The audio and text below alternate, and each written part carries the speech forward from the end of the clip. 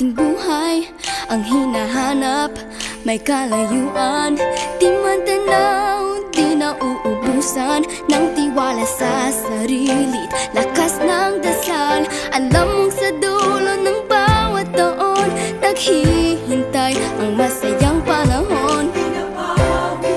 Lahat ng lumbay at paghihintay, ang damdamin ay tumatawid sa lupa, sa dagat o sa langit. Mainit na balat sa gabing malamig, pinaglalapit ng pag-ibig.